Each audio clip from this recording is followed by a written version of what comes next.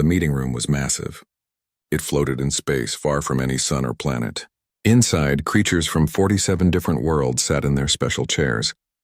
Some breathed oxygen. Some breathed methane. Some did not breathe at all. They were the Galactic Council, and they had ruled this part of space for 3,000 years. John Mitchell sat in the human section. He was a thin man with gray hair and tired eyes. He wore a simple black suit that looked plain next to the colorful robes and armor of the other ambassadors. He had been Earth's voice in this room for 12 years now. He had learned to sit quietly and wait his turn to speak. The chairman was a creature called Klikchar. He looked like a giant insect, taller than two humans standing on each other's shoulders. His voice clicked and buzzed when he talked. A machine translated his words into sounds that humans could understand. "The next matter is the human request for medical supplies," Klikchar announced. His tone made it clear he found this boring. John stood up slowly. He held a data pad in his hands. "Thank you, Chairman. The colony on Titan is facing a plague. We have lost 4,000 people in the last month. We need antiviral medications and genetic sequencers to develop a cure. The supplies exist in council warehouses. We are asking for emergency access." A creature that looked like a giant lizard laughed. His name was Zethral, and he commanded the Vrex military forces. 4,000 deaths? That is nothing. My people lose more than that in training accidents each year. This is not an emergency. Other council members nodded or made sounds of agreement. John felt his jaw tighten, but he kept his face calm. He had learned not to show emotion in this room. "With respect, Commander, those are human lives. To us, they matter." "Then handle it yourselves," said a glowing ball of light. This was one of the Lumini energy beings who thought they were the wisest species in the galaxy. "You humans are always asking for help. Perhaps this is a lesson in self-reliance." Klikchar waved one of his long arms. "The request is denied." Next matter, John sat down. He wrote a note on his data pad. "Request denied. Date, March 15th. Reason, Council considers human deaths insignificant." He had many notes like this. His files were full of them. The meeting continued for 6 more hours. John listened to debates about trade routes and border disputes. He listened to long speeches about honor and tradition. Nobody asked his opinion. When the session finally ended, he gathered his things and walked to his small office in the station's human section.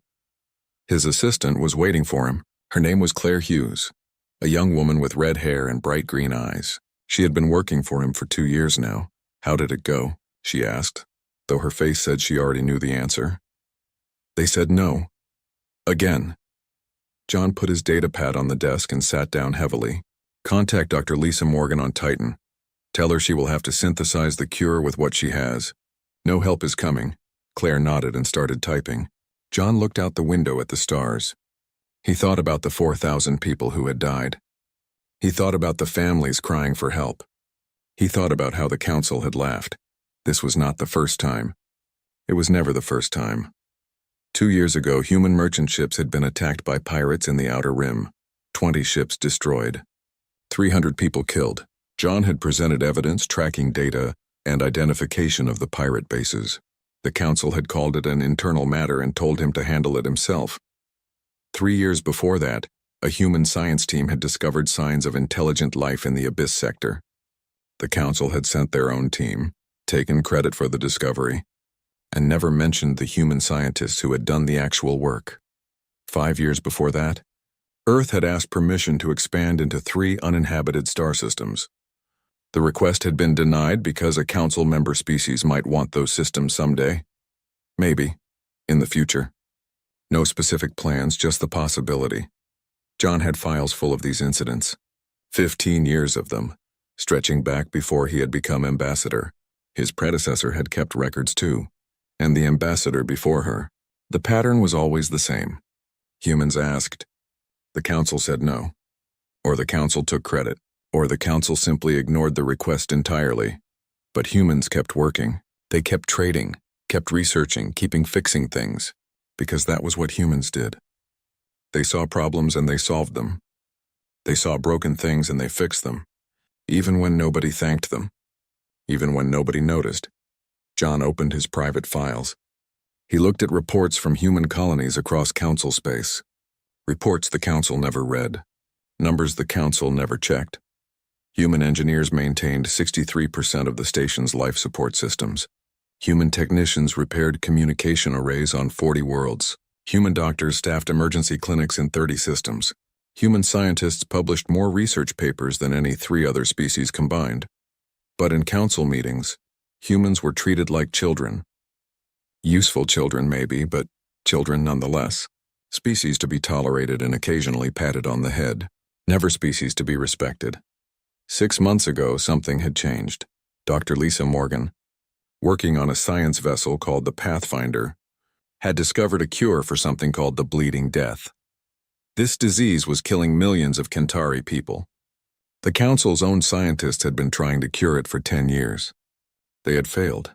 Lisa and her team had worked for 6 months with almost no sleep. They had tested 5,000 different compounds. They had run 10,000 simulations. They had finally created a cure that worked. It was brilliant. It was effective. It saved millions of lives. The Council had taken the credit. They had rewritten the reports to say it was a Council effort. They had given medals to their own scientists. They had mentioned the human team in one short paragraph at the end of a very long document. When John had objected, Clickchar had dismissed him. Your species contributed, Ambassador Mitchell, as did many others. The cure belongs to the Council. This meeting is over. John had stood there in the empty chamber after everyone left. He had stood there for a long time thinking. Then he had gone back to his office and started making calls. Quiet calls. Private calls. Calls to Earth, calls to human colonies. Calls to human scientists and engineers and doctors scattered across Council space. Now, sitting in his office 3 months later, John opened a new file. The file was labeled Exodus Protocol. Inside were lists. Lists of names. Lists of ships. Lists of coordinates. Lists of dates. Everything was ready. It had taken 15 years to prepare, though he had not known that was what he was doing until 6 months ago. 15 years of keeping records. 15 years of documenting every insult, every dismissal, every theft of credit. 15 years of quietly asking himself, what would happen if humans just left? Now he was going to find out. He sent a message. One short message, encrypted and coded. It went to 300 human leaders across Council space. The message said only 3 words. Begin Phase 1. Then John Mitchell started packing his office. He had a ship to catch. Dr. Lisa Morgan packed her research notes into 3 small cases. Each case was locked with codes that only she knew. Her laboratory on the Kentari homeworld had been her home for 8 months. Now she was leaving it behind. Dr. Morgan, please reconsider, said the Kentari medical director. His name was something humans could not pronounce, so they called him Director Blue because of his skin color. Your work here is not finished. The cure distribution needs supervision. You have the cure, Lisa said without looking up from her packing. Your people know how to manufacture it. You do not need me anymore. But the mutations, the possible variants, the long-term studies on you will handle it. Lisa closed the last case and finally looked at him. She was a short woman with dark hair pulled back in a practical bun. Her eyes were red from lack of sleep, but they were firm. Director, you have good scientists. Trust them. She walked out of the laboratory. Her team followed her. 6 humans all carrying their personal belongings and their research data. They left behind the equipment, the lab space, the apartment the Kentari had provided. They took only what belonged to them. The shuttle was waiting at the spaceport. As they lifted off, Lisa looked down at the city below. She had saved millions of lives down there. She had worked until her hands shook from exhaustion. She had solved a problem the Council could not solve in 10 years, and the Council had taken credit for it. She did not feel angry anymore. She just felt tired. And done. In orbit, the science vessel Pathfinder waited, but something was different. The ship had a new escort. 3 human warships that had not been there before. Big ships with heavy armor and weapons that gleamed in the sunlight. Pathfinder, this is Captain Greg Turner of the Guardian. We will be escorting you back to Earth. Set your course and we will match. Lisa strapped into the captain's chair. Guardian, this is Dr. Morgan. Course is set. Ready to jump on your mark. Copy that, Pathfinder. All ships jump in 3, 2, 1. The stars stretched and bent. Then they were gone, jumping through space faster than light could travel, leaving the Kentari homeworld behind, leaving Council space behind. They were not the only ones leaving. On the trade station called Commerce Hub, human merchant Captain Danny Chen was finishing his last delivery. His cargo ship, the Lucky Dragon, had just unloaded 50 tons of medical supplies. The station master, a furry creature called a Plix, was checking the inventory. "Everything is here, Captain Chen. Your payment has been transferred. Will you be taking the return cargo of Plix Textiles?" "No," Danny said. "I am canceling all future contracts." "The Lucky Dragon is leaving council space." The Plix's ears went flat against his head. "Canceling?" "But we have agreements. We have schedules. Read the fine print. There is a clause for voluntary termination with 30 days' notice. I am giving you that notice now." "In writing." Danny handed him a data pad with the formal cancellation documents. "But why? Has our service been unsatisfactory?" Danny looked at the small creature. The Plix had always been fair to him, always paid on time, always treated him with respect. "Your service has been fine. This is not about you. This is about the council." He left before the Plix could ask more questions. As his ship pulled away from the station, he could see other human vessels doing the same thing. 5 human cargo ships all departing, all heading for the edge of council space. They had all received the same message. Begin Phase 1. On Station Harmony, where the Galactic Council met, Claire Hughes was cleaning out the human ambassador's office. She packed files, personal items, and official documents. Everything was sorted carefully. Nothing was forgotten. A Lumini representative drifted into the office. It looked like a ball of golden light with no solid form. "Where is Ambassador Mitchell?" the Lumini asked. Its voice sounded like music.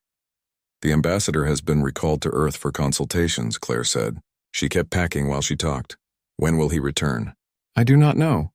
There are matters that require his input. Trade disputes, colony requests, the usual business. You will have to handle them without him." Claire sealed a box and marked it with a number. The Lumini's light flickered. "Is something wrong? Has Earth expressed dissatisfaction with council proceedings?" Claire stopped packing. She looked directly at the glowing being. Ambassador Mitchell filed formal complaints for 15 years. He presented evidence of unfair treatment. He requested assistance during emergencies. He asked for respect. The council ignored all of it. That is standard diplomatic process. All requests are considered carefully. "No," Claire said quietly. "They are not. They are dismissed." And now Earth is done asking. She picked up her last box and walked out. Behind her, the Lumini drifted in the empty office, its light dimming with confusion. All across council space, humans were leaving. Not in panic, not in anger, just leaving. Human scientists at research stations packed their notes and departed. Human engineers at power plants finished their shifts and did not come back. Human doctors at clinics said goodbye to their patients and boarded shuttles. They did not explain. They did not argue. They just left. The council noticed, but slowly. It took 2 weeks before anyone realized how many humans had gone. It took 3 weeks before they understood it was not random. It was organized. Commander Zethral, the Vrex military leader, was the first to call an emergency meeting. He stood in the council chamber with his scales showing stress patterns. "The humans are evacuating their colonies in council space," he announced. "My scouts report 17 human worlds are now empty. The people are gone. The buildings are sealed. The defense systems are active, but no one is home." "Perhaps they have internal political troubles," suggested a council member who looked like a walking flower. "Human governments are unstable. This is probably a temporary relocation. For 3 months?" Zethral's voice was sharp. "Every human diplomat has resigned. Every human merchant has canceled their contracts. Every human scientist has left their post. This is not random political instability. This is organized withdrawal." Clickchar's mandibles clicked nervously. "Have we received any communication from Earth? Any explanation?" "Only automated messages," said the station's communication officer. "They all say the same thing. Humanity is withdrawing from council space. Do not approach Earth or human colonies. This is your only warning." "A warning?" Clickchar's voice rose. "They dare to warn us? We are the Galactic Council. We do not take warnings from a minor member species." "Perhaps we should ask why they are leaving," said Senator Helen Cross. She was one of the avian Pleiadians covered in gray feathers. Her species was known for careful thinking. "What did we do to cause this reaction?" "We did nothing," Clickrell declared. "They are overreacting to standard council procedure. All species face similar treatment. It is not personal, is it not?" Helen pulled up data on her screen. "I have been reviewing the records. In the last 5 years alone, humans submitted 147 formal requests to the Council. Only 8 were approved. The rest were denied or ignored. That is normal, another council member said. We cannot approve every request. But the approval rate for other species is 42%, Helen continued. For humans, it is 5%. Why such a difference? Silence filled the chamber. No one had a good answer. We should send a diplomatic mission to Earth, Klikchar finally said. We will remind them of their obligations under Council law. We will negotiate their return. And if they refuse, Helen asked, they will not refuse. They need us more than we need them. 3 days later, a Council fleet of 30 ships jumped into Earth's solar system. They came in peace, flying diplomatic flags. They came to talk, to negotiate, to restore order. What they found waiting for them made every captain's blood run cold. Hundreds of human warships. Not patrol boats, not scouts. Warships that made even Vrek's dreadnoughts look small. Ships bristling with weapons that scans could not fully identify. Ships arranged in perfect defensive formation around Earth and its moon. One human ship moved forward. It was huge, larger than anything the Council had seen humans build. Its name was painted on the side, Guardian. A message came through. A human voice, calm and firm. This is Captain Greg Turner. You are not welcome here. Turn back now. The Council fleet commander was a dignified Lumine named Bright Thought. He sent a return message, we come in peace. We wish only to speak with Earth's government. Earth's government has nothing to say to you, leave. The Council requests, the Council has no authority here. You have 10 minutes to begin your jump calculations. After that, we will consider your presence an act of war. The Council fleet turned around. They jumped away without another word. They had come to deliver warnings and demands. Instead, they had received their own warning, and they had obeyed it. Back on Station Harmony, the Council gathered in emergency session. Every representative was present. For the first time in their long, proud history, they felt something unfamiliar. Fear. The Kentari were dying again. 3 months after Dr. Lisa Morgan left their world, the bleeding death came back. The cure that had saved millions of lives stopped working. The disease had changed, mutated, evolved into something new, and the Kentari scientists could not fix it. Director Blue stood in his laboratory, staring at test results that made no sense. His hands were shaking. Outside his window, he could see the hospitals filling up again. The death counts were rising. 50 people a day, then 100, then 500. We need to contact Dr. Morgan, he said to his assistant. We need the humans to come back. We have tried, Director. Earth does not answer our messages. The human embassy is empty. There is no one to contact. Then contact the Council. They must force the humans to help us. His assistant looked at him with sad eyes. The Council says they cannot. The humans have withdrawn from Council authority. They do not answer to anyone anymore. Director Blue sat down heavily. His people were dying because he could not do what one human woman had done. He had spent his whole life studying medicine. He had earned the highest honors his world could give. But he could not solve this problem. Lisa Morgan had solved it in 6 months. The Kentari were not the only ones suffering. The problems were spreading across Council space like cracks in broken glass. On the trade station Commerce Hub, cargo was piling up in the warehouses. Mountains of goods with nowhere to go. The Plick station master walked through the storage bays with growing horror. Before the humans left, 40% of all cargo ships had been human vessels. They had been reliable, efficient, and fair in their pricing. Now they were gone, and the remaining ships could not handle the load. We have medical supplies for the outer rim that are 3 weeks overdue, his logistics officer reported. We have food shipments for the Kentari that are rotting in storage. We have construction materials for 6 different worlds that cannot be delivered because we have no ships available. Contact other shipping companies. Offer higher pay. We have, sir. Everyone is overwhelmed. The Vrex commercial fleet is refusing new contracts because they are already behind schedule. The Lumine transport network has doubled its prices and still cannot meet demand. The station master looked at the piles of cargo.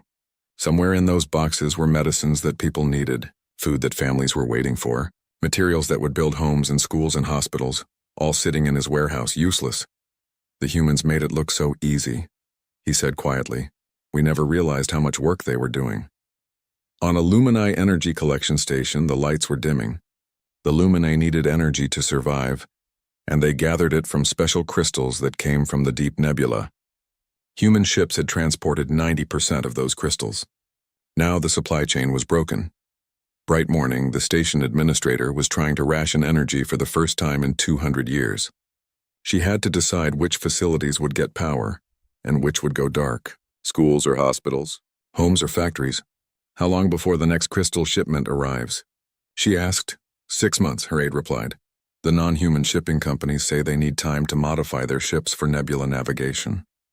The humans had special training for that route. 6 months. Bright morning's people could not survive 6 months on rationed energy.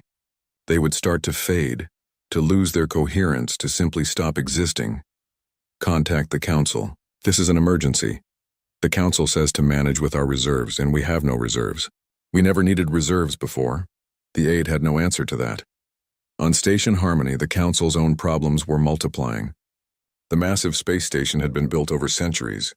Millions of beings lived there. Thousands of systems kept them alive, and those systems were failing. The life support system in Sector 7 shut down for 3 hours. 200 beings nearly died before engineers got it working again. The communication array started producing strange errors, sending messages to wrong destinations. The gravity generators in Sector 12 fluctuated, making people float and then slam back down.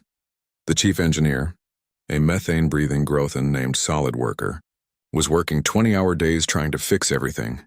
I do not understand, he told his team. These systems were maintained regularly.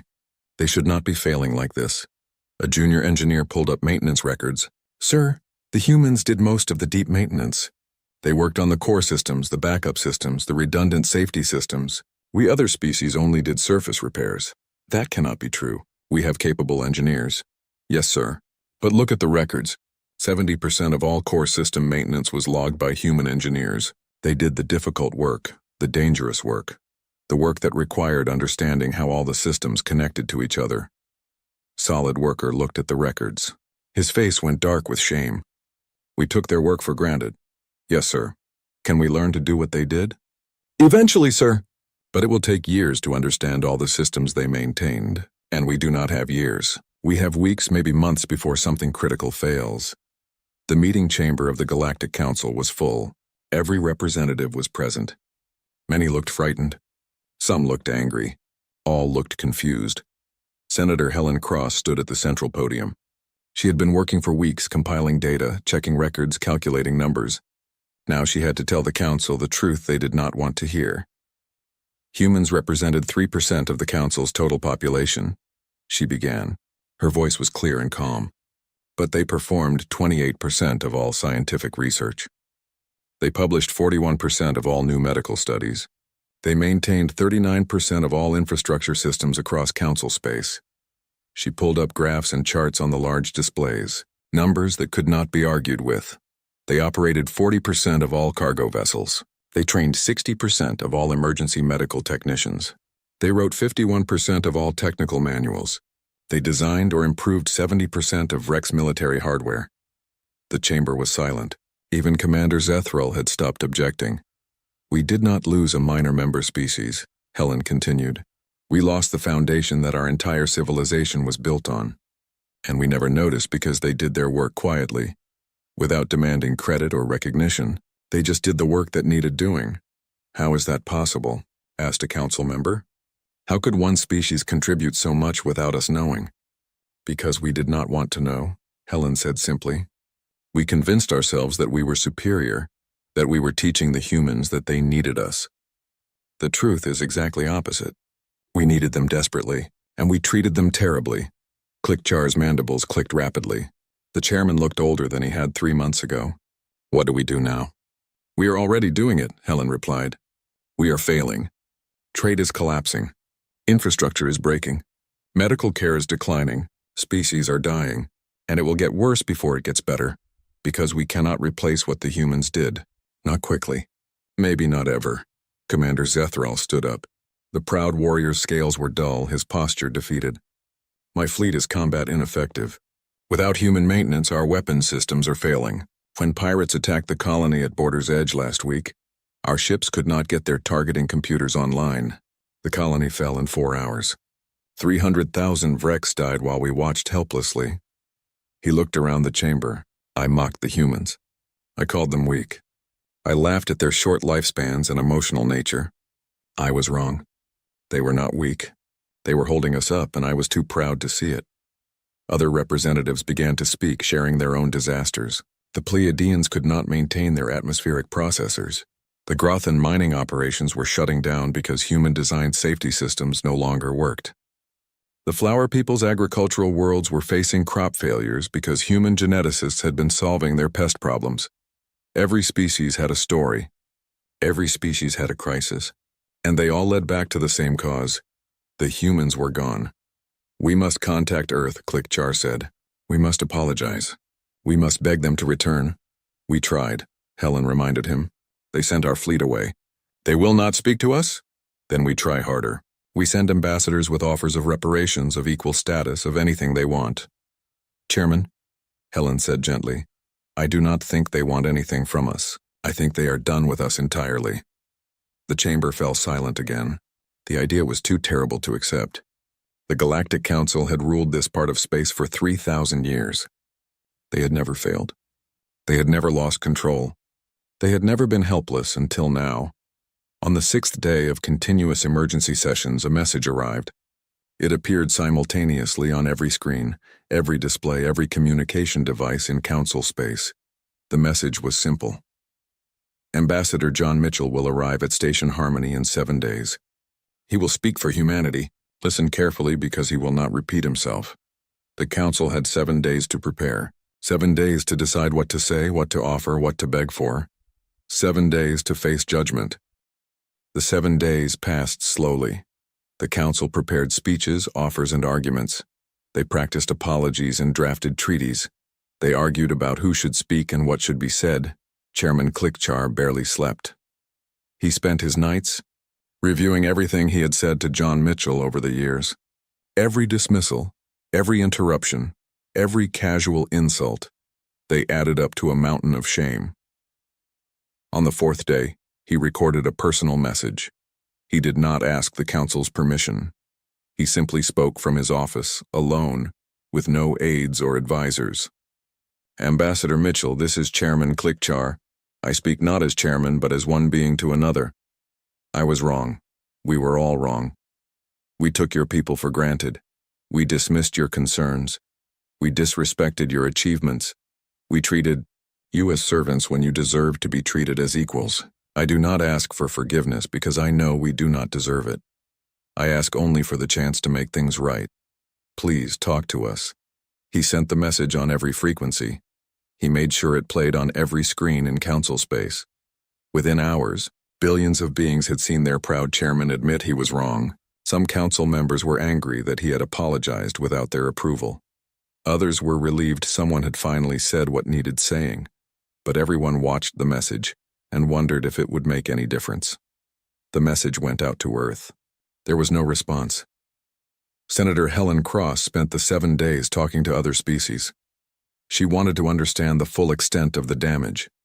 What she found was worse than she had imagined. The Kentari were dying by the thousands each day. Their government was close to collapse. Riots had broken out in 3 major cities as people demanded help that was not coming. The Lumini energy crisis was spreading. 5 stations had already gone dark. The beings there had simply faded away, unable to maintain their form without energy. It was not death exactly, but it was close enough. The Grothan mining worlds were evacuating. Without working safety systems, the mines were too dangerous to operate. Entire colonies were being abandoned. The metals and minerals that hundreds of species depended on were no longer being extracted. 17 different species reported food shortages. Agricultural worlds could not produce enough without human genetic expertise. Transport networks could not deliver what little food was available. People were hungry. Soon they would be starving, and there were smaller disasters too. A school on one world could not open because the humans had maintained the translation system, and now nobody could communicate. A hospital on another world had to close entire wings because medical equipment stopped working. A power plant that provided energy for 5 billion beings had shut down because nobody understood the human-designed control system. Helen compiled it all into one massive report. She titled it, The Cost of Pride. When she showed it to the council, many representatives left the chamber. They could not bear to see what their arrogance had caused. On the 7th day, John Mitchell's ship appeared at the edge of council space. It was a small diplomatic vessel traveling alone, no escorts, no weapons, just one man coming to say whatever he planned to say. Station Harmony prepared for his arrival. The grand meeting chamber was cleaned and decorated. Every representative took their seat. Guards stood at attention. Cameras recorded everything for the historical record. The small ship docked. John Mitchell walked through the airlock and down the corridor. Station workers stopped to watch him pass. Some whispered, some stared. Nobody spoke to him. He walked into the meeting chamber exactly on time. He wore the same simple black suit he had always worn. His hair had more gray in it now. The lines on his face were deeper. But his eyes were clear and certain. He carried nothing. No data pads, no notes, no prepared speech. He simply walked to the center of the chamber where speakers traditionally stood. He looked slowly around at every representative present. The silence was complete. "I will not waste time with pleasantries," John began. His voice was calm, but it carried to every corner of the vast space. "Humanity is not returning to the council. That decision is final. It is not open to negotiation. I am here only to explain why, and to tell you what happens next." Klikchar started to speak, but John held up one hand. The chairman fell silent. For 200 years, humanity contributed to council space. We gave our knowledge, our labor, our lives. We asked for very little in return. We asked only to be treated with basic respect and dignity. We were denied even that. John's voice remained level, but each word fell like a stone into still water. When we needed help, you ignored us. When we achieved breakthroughs, you took credit.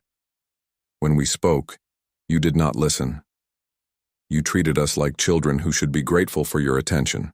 You treated us like servants who should be happy with whatever scraps you threw our way. A council member started to protest, but John's look stopped him. You believed humans were lesser beings, primitive, derivative. You convinced yourselves that you were superior, that you were teaching us, that we needed you. He paused. The truth is exactly opposite. You needed us desperately, and you never realized it until we were gone. Senator Helen Cross spoke carefully. Ambassador Mitchell, we acknowledge our failures. We are willing to make reparations. We will restructure the council. We will give humanity equal representation and full authority. We will write new treaties that respect your contributions. Please reconsider. No. The single word echoed through the chamber. But our people are dying, Helen continued. The Kantari plague, the Lumini energy crisis, the infrastructure failures. Surely you do not want innocent beings to suffer. For the first time, something like anger flashed in John's eyes. Do I want innocent beings to suffer? I watched human colonies suffer for 15 years while you did nothing. I watched human children die from diseases while you denied our requests for supplies. I watched human merchants attacked by pirates while you called it an internal matter. Do not lecture me about innocent suffering. The chamber was silent. Helen lowered her head. Commander Zethral stood up. The warrior was trying to maintain his dignity, but his voice shook. What about honor? What about duty? You joined the council by treaty. You swore oaths. We fulfilled every oath, John replied.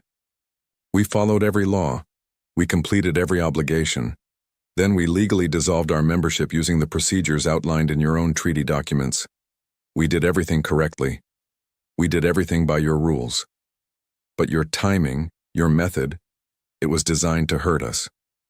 Yes, John did not deny it. For 200 years you hurt us casually without thought because we did not matter to you. We hurt you once, deliberately, to teach you that we do matter. To teach you that actions have consequences. To teach you that respect is not optional, He turned in a slow circle, looking at every face. You could have had partners. You could have had friends. You could have had a species that would work beside you to make the galaxy better. Instead, you demanded servants. You demanded that we be grateful for your contempt. So now you have nothing. Please. Klikchar's voice was small. Tell us what we can do. Tell us how to make this right. You cannot make it right, John said simply. You can only learn from it. Humanity is done with the Council. That will not change, but we are not done with the galaxy. He pulled out a data pad. The first one he had carried into the chamber. Any species, any world, any individual can approach humanity directly for assistance. They do not need Council permission.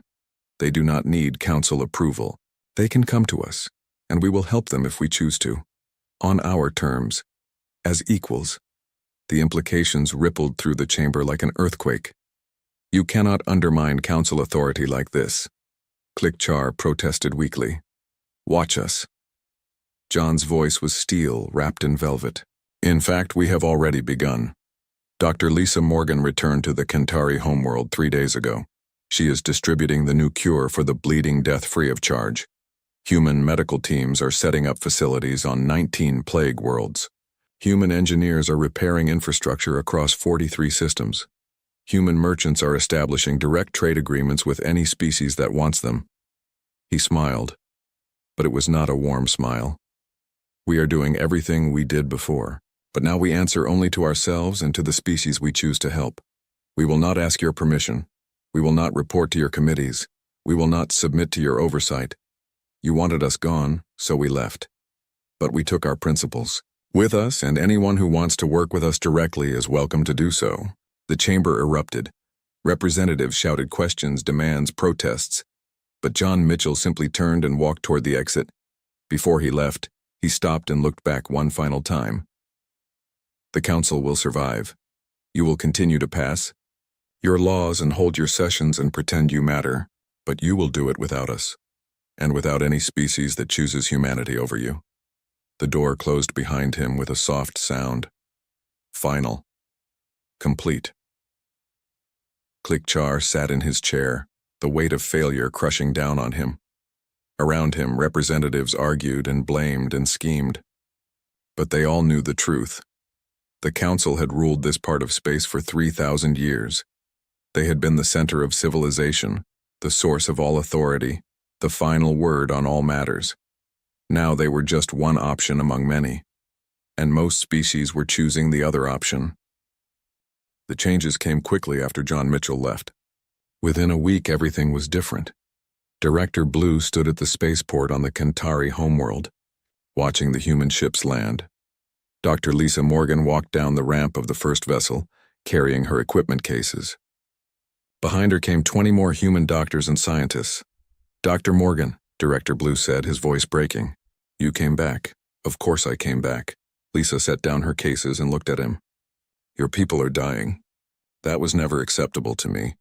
The Council taking credit for my work. That was about the Council. This is about saving lives. The Council said you would not help anyone anymore. The Council does not speak for us. Lisa gestured to her team. We are here because we choose to be here. Because you asked us directly and we said yes. No Council approval needed. No paperwork. No committees. Just you asking and us answering. Over the next month, the Kentari plague was controlled again. Lisa's team did not just treat the current outbreak. They trained Kentari scientists. They shared their research methods. They explained how they thought about problems and solved them. Why are you teaching us all this? Director Blue asked. Is this not valuable knowledge? Knowledge is only valuable if it is used, Lisa replied. We are not trying to keep you dependent on us.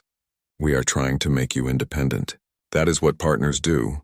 The Kentari government made a decision. They formally withdrew from the Galactic Council. They declared humanity their closest allies. They closed their Council embassy and opened a new one on Earth. They were the first species to choose humanity over the Council. They would not be the last. On the Lumini energy stations, human engineers worked alongside glowing energy beings to fix the crystal supply chain. Captain Danny Chen and his cargo ship Lucky Dragon made the dangerous journey into the deep nebula, something he had done hundreds of times before. Other human merchants followed. "Why did you come back?" Bright Morning asked him when he delivered the first crystal shipment. "The Council dismissed your concerns when you asked for better protection on this route." "I did not come back for the Council," Danny said. "I came back for you. Your people were always fair to me. You paid on time. You treated my crew with respect. So when you contacted Earth directly and asked for help, I volunteered. But the danger, the radiation, the navigation hazards. Still there," Danny agreed. "But now I am being paid fairly for the risk. And I am working for people who appreciate the work. That makes all the difference." The Lumini also withdrew from the Council. Their ships, their stations, their energy networks all declared independence. They formed a direct partnership with humanity. 2 species gone. The Council tried not to panic. On Station Harmony, the infrastructure continued to fail. Chief Engineer Solid Worker and his team struggled with systems they did not fully understand. People died when life support failed. Ships were damaged when the docking systems malfunctioned. The station that had been the pride of the Council was slowly falling apart. Then a message arrived from Earth. A simple offer. Human engineers are willing to help repair Station Harmony. Not as Council members, as independent contractors. You will pay fair wages. You will provide safe working conditions. You will treat our people with respect. If you agree to these terms, send a response. The Council debated for 3 days. Some members thought it was beneath their dignity to hire humans like common workers. Others pointed out that the alternative was watching the station collapse. Clickchar made the decision. Send the acceptance. Agree to all their terms. 20 human engineers arrived the following week. They worked 12-hour days, fixing critical systems, training Council engineers, writing clear documentation in simple language. They did not socialize with Council members. They did not attend diplomatic functions. They did their jobs and went back to their quarters, but they did their jobs well. Within a month, the most critical failures were repaired. Within 3 months, the station was stable again. The Council tried to thank them with a formal ceremony. The humans declined. "We did not do this for recognition," the team leader said. His name was Paul Grant. "We did this because we were paid to do a job. The job is done. Now we are leaving." "But there is more work to be done," Solid Worker protested. "We need you to stay. Then hire us again. Send another contract. We will consider it." Paul picked up his tools. "Or better yet, use the documentation we wrote. We explained how everything works. Learn to fix your own systems." They left. The Council was left with manuals written in clear, simple language that even junior engineers could understand. The humans had not just fixed the problems. They had taught the Council how to fix them in the future. It was more respect than the Council had ever shown humanity. Over the following year, 17 species withdrew from the Galactic Council. Each one contacted Earth directly. Each one formed independent partnerships with humanity. The Council's Grand Chamber, which had once held representatives from 47 species, now held only 30. Trade networks reorganized around human coordination. Medical care improved as human doctors shared their knowledge freely. Infrastructure across hundreds of worlds was upgraded with human assistance. But humanity did not rebuild the Council under a different name. They did not create a human empire. They did not demand tribute or obedience. Instead, they built something new. A network of equal partnerships. Species working together because they chose to, not because they were forced to. Problems solved through cooperation, not bureaucracy. Help given freely to those who asked respectfully. It was not perfect. There were disputes and disagreements. But they were handled as equals talking to equals, not masters instructing servants. Senator Helen Cross wrote a final report about the human departure and its consequences. She titled it, "The Price of Arrogance." In it, she documented everything that had happened. Every failure, every loss, every lesson learned too late. She ended the report with a simple observation. We had 200 years to learn that humans were our equals. We spent that time convincing ourselves they were beneath us. By the time we learned the truth, they were gone. The Council will survive, but we will never be what we once were. We built our civilization on the backs of beings we did not respect. When they left, we fell. This is what we deserved. The only question now is whether we will learn from it. Her report became required reading in council schools, a warning to future generations, a reminder that respect cannot be demanded, only earned, and that those who give much should receive at least basic dignity in return. John Mitchell never returned to Station Harmony. He lived out his remaining years on Earth, working as an advisor to the new Human Diplomatic Corps. Young diplomats came to him for guidance on dealing with alien species. His advice was always the same: listen more than you talk. Respect others even when they do not respect you. Help those who ask sincerely, and never ever let anyone convince you that you are less than you are. When he died at the age of 87, representatives from 43 species attended his funeral. Not the species still in the council, the species that had chosen humanity over the council. They came to honor the man who had taught the galaxy a hard lesson about respect. Claire Hughes, his former assistant, gave the eulogy. She was the human ambassador to the Kentari by then, a position of great honor. John Mitchell did not set out to destroy the Galactic Council, she said. He set out to make them listen. When they would not listen, he made them feel what it was like to be ignored, to be dismissed, to be taken for granted. Some call that revenge. I call it education. She looked at the assembled mourners, beings of light and scales and feathers and forms humans had no names for, all gathered to honor one quiet man in a black suit. He taught us that silence can be louder than any speech, that leaving can be more powerful than staying, that sometimes the best way to make people see you is to make them see what life is like without you. The funeral ended. The representatives went home to their worlds. The council continued its sessions in their half-empty chamber. And humanity continued building their network of partnerships, one respectful relationship at a time. 50 years later, the Galactic Council was still holding sessions, but their authority was limited to the 30 species that remained. They passed laws that only they followed. They made decisions that only they cared about. They maintained the illusion of power while the real work of civilization happened elsewhere. In space that had once been called Council Space, humans and their partners built something better. Not perfect, not utopian, just better.